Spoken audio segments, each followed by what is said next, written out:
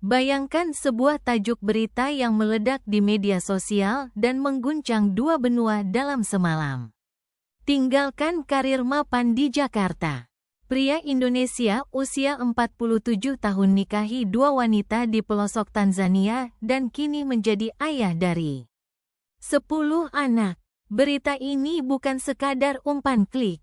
Ia menjadi fenomena viral yang memicu badai perdebatan di forum-forum global.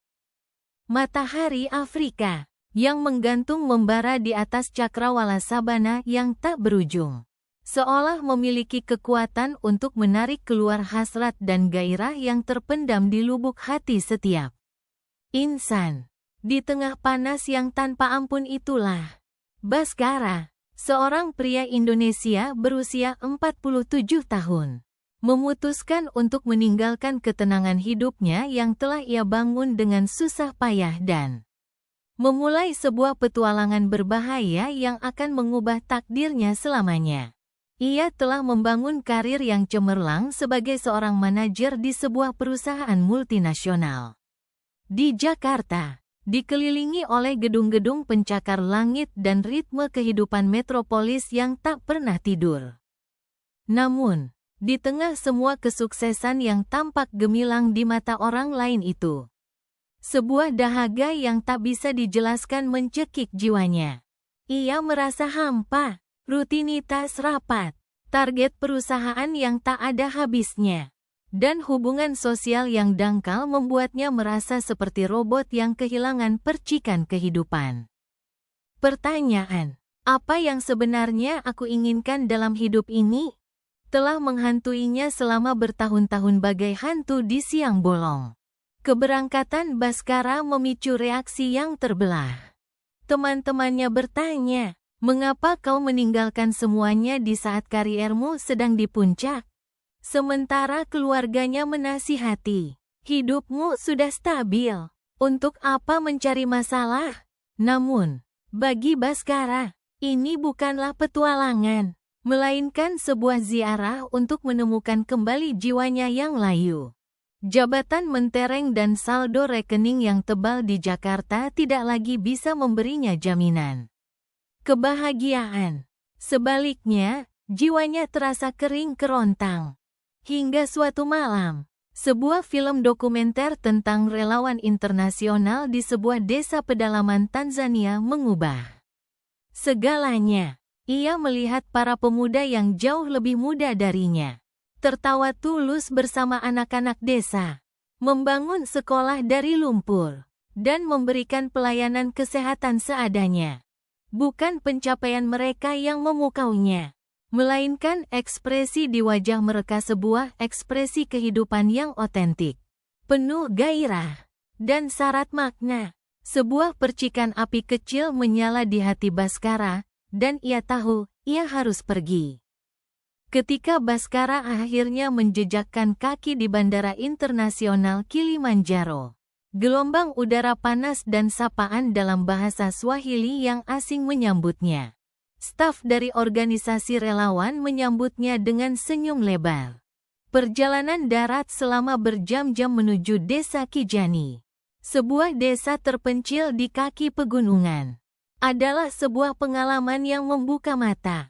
Jalanan tanah merah yang bergelombang membuat mobil berguncang hebat. Tetapi pemandangan di luar jendela adalah keagungan yang tak pernah ia bayangkan. Hamparan sabana yang luas, pohon-pohon baobab yang ikonik, dan kawanan ternak yang merumput dengan damai di bawah langit biru yang tak bertepi. Ini bukan lagi gambar dari film. Ini adalah kenyataan yang hidup dan bernapas.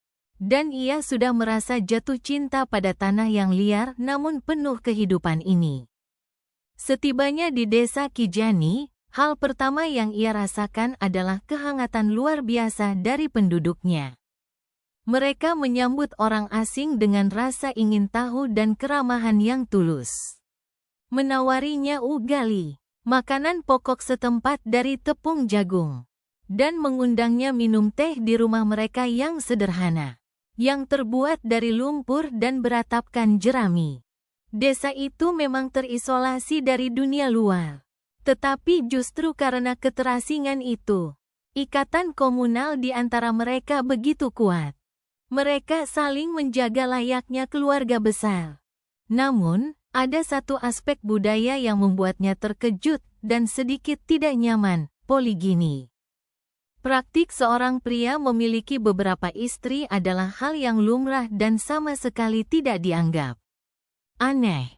Sebuah kenyataan yang mengguncang seluruh kerangka berpikir Bhaskara yang tumbuh dalam budaya monogami di Indonesia. Kegiatan relawan segera dimulai. Bhaskara terlibat dalam berbagai proyek, mulai dari membantu di klinik kesehatan darurat, mengajar sanitasi dasar kepada anak-anak, hingga ikut serta dalam memperbaiki sistem irigasi desa. Awalnya, semua terasa sangat berat.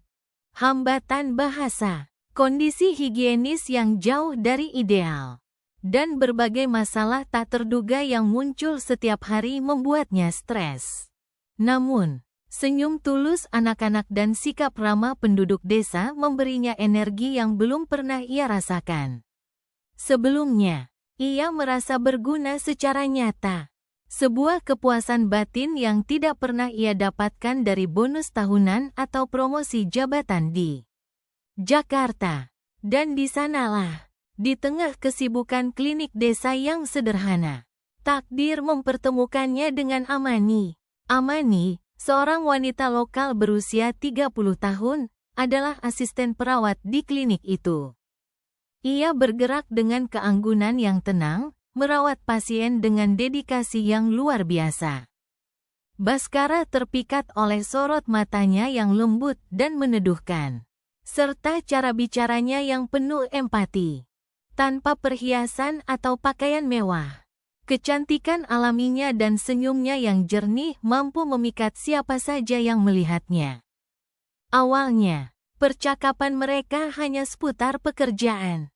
Tetapi lambat laun, mereka mulai berbagi cerita tentang kasus pasien, mendiskusikan tantangan yang dihadapi desa, dan akhirnya, tentang kehidupan pribadi mereka. Meski bahasa terkadang masih menjadi sedikit kendala, hati mereka telah terhubung secara mendalam.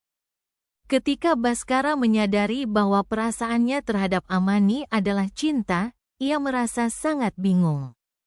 Jatuh cinta di tempat seperti ini? Di usiaku yang sudah tidak muda lagi, pikirnya dalam hati. Namun, ia tidak bisa memungkiri ikatan takdir yang telah membawanya ribuan mil ke desa ini. Amani tampaknya merasakan hal yang sama. Bhaskara seringkali menangkap tatapan mata Amani yang tertuju padanya lebih lama dari yang seharusnya. Mereka pun perlahan-lahan menjadi lebih dekat, saling berbagi cerita di bawah langit malam Afrika yang dipenuhi miliaran bintang, bergandengan tangan saat ada festival desa, dan merasakan getaran yang sama di hati mereka. Para tetua desa yang melihat kedekatan mereka sering menggoda. Kapan kalian akan membangun keluarga? Petik 2. Masalahnya, budaya poligini yang ia lihat di desa ini ternyata lebih mendarah daging dari yang ia duga. Keluarga Amani sendiri adalah produk dari beberapa generasi poligini, dan ia memandangnya sebagai sesuatu yang alami. Ini sangat kontras dengan pandangan Bhaskara. Ia belum memikirkannya secara mendalam. Tetapi ia samar-samar merasa bahwa ia akan segera berdiri di sebuah persimpangan jalan yang besar. Firasat itu menjadi kenyataan yang gamblang ketika seorang wanita lain kembali ke desa, Zola. Zola, berusia 28 tahun, adalah kebalikan total dari Amani. Ia bersemangat, progresif, dan penuh gairah. Setelah menempuh pendidikan di Dar es Salaam, ia kembali ke desa Kijani dengan sebuah misi, memajukan komunitasnya. Dengan mata yang berapi-api dan gaya bicara yang lugas dan penuh percaya diri, ia memimpin proyek-proyek pembangunan, mulai dari memperkenalkan teknik pertanian modern hingga merancang program pendidikan untuk anak-anak. Zola memancarkan pesona yang sama sekali berbeda. Jika Amani adalah kehangatan dan ketenangan danau yang dalam, Zola adalah api unggun yang membakar semangat. Saat berdiskusi dengannya tentang masa depan desa, Bhaskara menemukan banyak kesamaan visi dan merasa jiwanya ikut terbakar oleh semangat Zola. Tanpa ia sadari, ia mulai tertarik pada wanita yang dinamis itu juga. Perasaan ini membuatnya panik, tetapi dalam konteks budaya desa Kijani, hal itu tidaklah aneh. Gagasan bahwa seorang pria bisa mencintai lebih dari satu wanita pada saat yang sama diterima sebagai kemungkinan takdir atau kehendak leluhur. Masalahnya terletak pada nilai-nilai dan hati nurani yang telah mendarah daging dalam diri Bhaskara. Ia dibesarkan dengan prinsip sakral satu suami satu istri seumur hidup. Rasa bersalah mulai menggerogotinya. Namun, Amani dan Zola tampaknya sama-sama memiliki perasaan untuknya. Dan yang lebih membingungkan lagi, komunitas di sekitarnya, termasuk para tetua, tidak melihat ada masalah budaya dalam kemungkinan hubungan ini. Dari titik inilah, hidup Bhaskara memasuki babak baru yang paling menentukan. Cinta yang mendalam dan menenangkan untuk Amani berbenturan dengan getaran baru yang menggairahkan. Dari Zola, ia harus menghadapi konflik batin yang hebat. Keputusan tidak datang dengan mudah. Tetapi sebuah kemungkinan samar mulai muncul di benaknya yang kalut. Mungkinkah di desa ini, di dunia yang berbeda ini, ia bisa mencintai dan menghormati keduanya tanpa mengkhianati siapapun? Sambil terus bertanya pada dirinya sendiri apakah itu keputusan yang benar, Bhaskara melangkahkan kakinya lebih jauh ke dalam petualangan hidup yang tidak pernah ia duga. Setelah berminggu-minggu pergulatan batin, dialog yang mendalam, dan meminta nasihat dari para tetua desa, Bhaskara mengambil keputusan paling radikal dalam hidupnya. Ia akan menempuh jalan yang tak pernah terbayangkan sebelumnya. Ia berbicara dengan Amani dan Zola secara terpisah, lalu bersama-sama.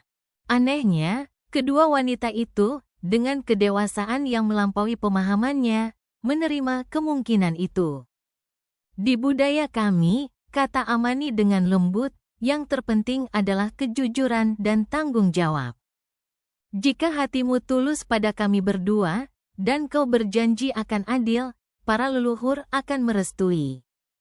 Zola, dengan semangatnya yang menyala-nyala, menambahkan, aku dan Amani punya kepribadian yang berbeda, mimpi yang berbeda.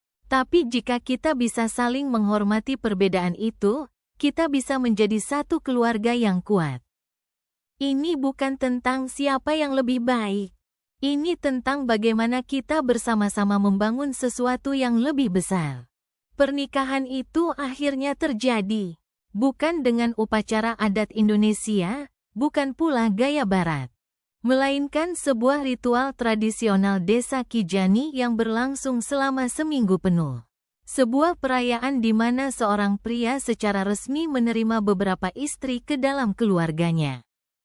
Seluruh desa bersuka cita, menari, bernyanyi, dan memasak bersama.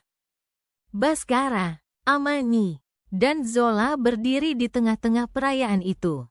Diselimuti kegembiraan sekaligus ketegangan akan masa depan yang akan mereka bangun bersama. Kehidupan setelah pernikahan adalah sebuah kenyataan yang jauh lebih kompleks dari yang dibayangkan. Amani, dengan sifatnya yang tenang, lebih suka menyelesaikan konflik secara halus dan penuh kesabaran. Sebaliknya, Zola yang lugas ingin setiap masalah diselesaikan saat itu juga, dengan diskusi yang terbuka dan kadang-kadang panas. Bhaskara, dengan latar belakang Indonesianya, mencoba menjadi penengah yang logis dan adil. Tetapi seringkali ia merasa gagal karena pemahamannya yang belum sempurna tentang dinamika dan adat istiadat setempat. Namun, karena mereka bertiga telah berkomitmen, setiap perselisihan selalu diakhiri dengan dialog panjang di malam hari. hingga solusi yang bisa diterima semua pihak ditemukan. Tak lama kemudian, Amani mengabarkan kehamilannya. Ini adalah babak baru yang menuntut tanggung jawab yang jauh lebih besar. Baskara diliputi kebahagiaan sekaligus kecemasan menjadi seorang ayah di tanah asing. Yang mengejutkan, Zola menyambut berita itu dengan sukacita yang tulus. Memeluk Amani, sambil menambahkan, "Aku juga berharap bisa segera memiliki anak." Beberapa bulan kemudian, Zola pun hamil. Desa Kijani semakin bersorak. 2 anak yang akan lahir dalam waktu berdekatan dianggap sebagai berkah yang melimpah dari para leluhur. Ketika tangisan bayi pertama menggema di rumah sederhana mereka, Baskara merasa semua seperti mimpi. Ia meneteskan air mata saat menggendong putranya untuk pertama kali. Hidupnya terasa begitu dramatis. Ia tak pernah menyangka akan menjadi seorang ayah di negeri yang begitu jauh dari tanah kelahiran anak kedua beberapa bulan setelahnya melipat gandakan kebahagiaannya. Dan kini ia resmi menjadi ayah dari 2 anak. Tahun-tahun berlalu dengan cepat, seolah ditelan oleh kesibukan dan hiruk-pikuk kehidupan. Amani dan Zola secara bergantian melahirkan anak. 1, 2, 3. Hingga tanpa terasa, dalam kurun waktu yang relatif singkat, Baskara telah menjadi ayah dari 10 orang anak. Keluarga mereka menjadi simbol vitalitas dan kesuburan di desa Kijani. Rumah mereka selalu ramai dengan tawa, tangis, dan teriakan anak-anak yang berlarian. Tentu saja, membesarkan 10 anak membawa tantangan yang luar biasa, terutama masalah pendidikan dan ekonomi. Baskara bekerja lebih keras dari sebelumnya. Ia tidak lagi hanya seorang relawan, ia menjadi salah satu penggerak ekonomi desa. Bersama Zola, ia berhasil mengembangkan koperasi pertanian desa, menghubungkannya dengan pasar di kota-kota besar. Ia menggunakan jaringannya di Indonesia dan di komunitas internasional untuk mendatangkan dana, bantuan dan program pelatihan. Sementara itu, Amani telah menjadi kepala klinik desa, memastikan keluarganya dan seluruh desa mendapatkan layanan kesehatan yang layak. Ketiganya bekerja sama tanpa lelah, menyatukan pendapatan mereka untuk membiayai pendidikan dan kebutuhan anak-anak mereka yang terus bertambah. Di dalam rumah mereka, sebuah perpaduan budaya yang unik dan kaya tercipta. Bahasa Indonesia dan Swahili digunakan secara bergantian. Makanan tradisional Afrika seperti nyama coma, daging panggang, dan ugali disajikan berdampingan dengan nasi, rendang, atau sate yang diajarkan Baskara. Anak-anak mendengarkan dongeng Malin Kundang dari ayah mereka sekaligus cerita rakyat tentang si laba-laba Anansi dari ibu-ibu mereka. Tentu saja, ada masa-masa sulit yang menguji ketahanan mereka. Ketika anak-anak memasuki usia remaja, pertanyaan-pertanyaan sulit dan menyakitkan mulai muncul. "Ayah, kenapa di sekolah teman-temanku mengejekku karena punya 2 ibu?" tanya salah seorang putranya suatu hari. Dengan mata berkaca-kaca, hati Baskara, Amani, dan Zola terasa seperti diremas mendengarnya. Pada malam-malam seperti itu, mereka bertiga akan duduk bersama di bawah temaram lampu minyak, mencari cara terbaik untuk menjelaskan realitas keluarga mereka yang unik. "Pilihan kami untuk hidup bersama mungkin berbeda dari yang lain, Nak," kata Baskara kepada putranya dengan suara lembut dan penuh kesabaran.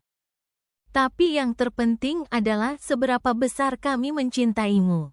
Kamu tidak hanya mendapatkan 1 cinta, tapi 3 cinta yang besar dari ayah, Mama Amani, dan Mama Zola. Itu adalah kekuatanmu, bukan kelemahanmu." Amani dan Zola kemudian akan memeluk anak itu, meyakinkannya dengan kehangatan mereka. Waktu terus berjalan tanpa henti. Kesepuluh anak itu tumbuh menjadi pemuda dan pemudi yang tangguh, cerdas, dan memiliki pandangan dunia yang luas. Beberapa memilih untuk melanjutkan pendidikan tinggi di kota. Bahkan ada yang bercita-cita untuk mendapatkan beasiswa dan belajar di Indonesia, tanah kelahiran ayah mereka. Salah satu putrinya menunjukkan bakat musik yang luar biasa, menciptakan lagu-lagu yang memadukan ritme perkusi Afrika dengan melodi gamelan yang ia pelajari dari ayahnya melalui rekaman video. Putra sulungnya, setelah lulus dari universitas jurusan agribisnis, kembali ke desa untuk membantu Zola mengelola koperasi dengan metode yang lebih modern dan berkelanjutan. Keluarga Baskara telah menjadi legenda hidup di wilayah itu. Kisah mereka bukan lagi sekadar berita viral yang sensasional, tetapi sebuah bukti nyata. Bukti bahwa cinta sejati, yang didasari oleh rasa hormat, komunikasi yang jujur, dan tanggung jawab yang tak tergoyahkan, mampu melampaui batas negara, budaya, dan bahkan norma-norma sosial yang paling kaku sekalipun.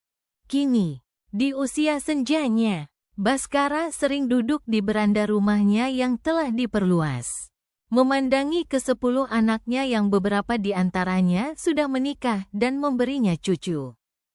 Amani dan Zola duduk di sisinya, tangan mereka yang keriput saling bertautan. Kerutan di wajah mereka adalah peta dari perjalanan hidup yang luar biasa. Gairah masa muda mereka mungkin telah memudar, tetapi telah digantikan oleh ikatan persahabatan dan kemitraan yang jauh lebih dalam dan kokoh. Mereka telah menghadapi kritik, keraguan, dan kesulitan yang tak terhitung jumlahnya.